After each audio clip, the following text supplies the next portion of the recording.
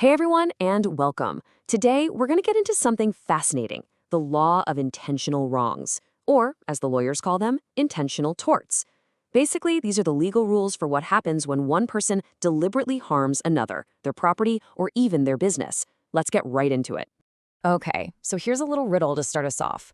What could a 5-year-old moving a chair possibly have in common with a company spamming someone's email server? Well, believe it or not, they both ended up as real-life lawsuits for intentional wrongs. And we're going to find out exactly how the law connects these two very, very different situations. So here's what we've got on tap. We'll start with the basic framework for any intentional wrong. Then, we'll break down the specific rules that protect you, your stuff, and even your financial deals. And finally, we'll pull it all together and talk about why this stuff really matters.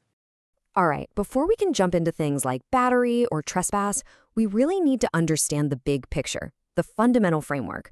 You can think of this as the basic DNA that pretty much all intentional torts share. First things first, what even is a tort? Well, put simply, it's a civil wrong. And that is a huge distinction. We're not talking about crimes here, where the government is prosecuting somebody. Nope, we're talking about private lawsuits, where one person is suing another to get compensation for some kind of harm. So what do you actually have to prove? Well, for almost any intentional tort, it boils down to these three things. One, there has to be a voluntary act, a choice someone made, not some kind of involuntary twitch. Two, there has to be intent, and we'll dig into that in a second. And three, that act has to be the thing that actually caused the harm. Now, this is where the legal idea of intent gets really, really interesting. It's not just about purposefully wanting something to happen. That's what we call specific intent. The law also recognizes something called general intent. And this idea comes from a famous case with that 5-year-old kid we mentioned, the one who pulled a chair away from a woman as she was about to sit. Now, did he have the specific goal to cause her harm? Maybe not. But did he know with substantial certainty that she was going to hit the floor? Oh, you bet he did. And for the law, that is good enough. It's how we hold people accountable for the totally predictable results of their actions. Okay, so now that we have that framework, let's get into our first group of torts, the ones that are all about protecting you, your physical and mental well-being. We're going to cover battery, assault, false imprisonment, and something called intentional infliction of emotional distress, the BAFI. Now, to keep all of these torts straight, law students use this handy little mnemonic, BAFFTT-C.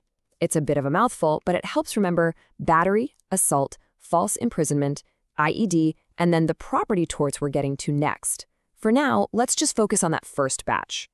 So first on the list is battery. And the key here isn't just about getting hurt. It's about protecting your personal dignity. The contact doesn't need to cause an injury at all. It just has to be offensive to a reasonable person. There was even a case where this applied to touching that violated a person's known religious beliefs. What's really wild is you don't even have to know what's happening. If a surgeon performs an unauthorized procedure while you're under anesthesia, that can still be a battery. Next up is assault. And this is where a lot of people get confused. In the civil law world, assault has nothing to do with being afraid. It's all about apprehension, which is just a fancy legal word for expectation. You just have to see it coming. So if someone winds up to punch you and you see the fist coming, that's an assault. Even if you happen to be a heavyweight champion who isn't scared one bit, you reasonably expect that contact is about to happen. False imprisonment is all about protecting our freedom to move around. And, this is another one where the law is way broader than you might think. You don't have to be thrown in a locked room. In a real case involving Walmart, some employees were considered confined just because their manager told them not to leave, using their authority. So a threat or an order can be just as much of a barrier as a brick wall.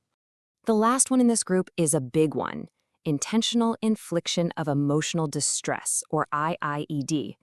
This one is reserved for conduct that is just so far beyond what's acceptable in a civilized society that it's called extreme and outrageous. We're talking about a very, very high bar to clear. And there's a unique rule here. Something called transferred intent, which we'll talk more about later, does not apply to IIED. You have to be targeting the person who's actually harmed. Okay, let's switch gears and talk about the torts that protect our stuff. This covers the TTC part of that mnemonic, trespass to land, trespass to chattels, and conversion. Trespass to land is pretty straightforward, right? It protects your right to be the only one who gets to decide who's on your property. If you intentionally put one foot on someone else's land, boom, you've trespassed. It doesn't matter one bit if you genuinely thought it was a public park. A mistake is no excuse here. The only intent you need is the intent to take that step. Now, what about our personal property, things the law calls chattels? Well, there are two torts here, and the difference between them is all about how bad the interference was.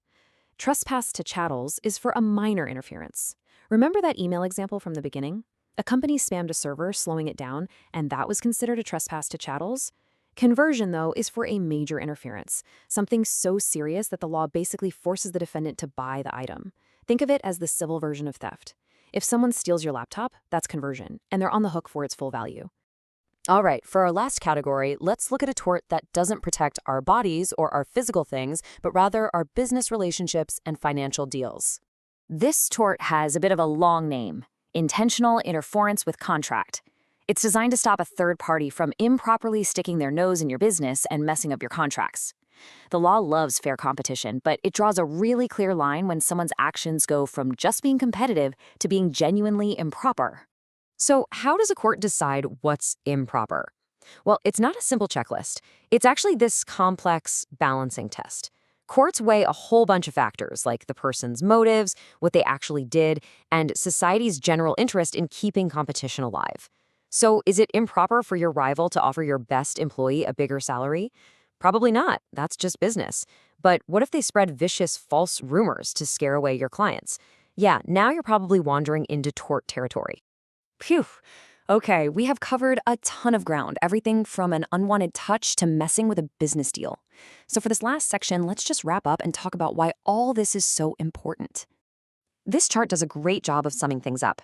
You can see how these rules were built from real situations. We talked about how the Cohen case showed us battery is about dignity, and how Garrett gave us that substantial certainty definition of intent. And look at that last one, Alteria v. Colosso. This one introduced an absolutely wild idea called transferred intent. It means that if you intend to hurt person A, but you miss and accidentally hit person B, your bad intent transfers over to person B, so you're still on the hook for battery. It's a really critical piece of tort law. And hey, for any of you who are actually studying this stuff, here's a golden tip. The word because is your absolute best friend. Seriously, it forces you to connect the specific facts of a case directly to the legal rule you're trying to apply. That word right there is the engine that drives all legal analysis. And that leads us to one final, really big question for the road. All of these laws were developed centuries ago, long before anyone dreamed of the internet. So how do we make them work today? How should we apply the ideas of battery, trespass, and interference to a world of online harassment, digital assets, and even actions taken by AI? The core ideas are still solid, but figuring out how to apply them, well, that's the challenge for all of us now. Something to think about.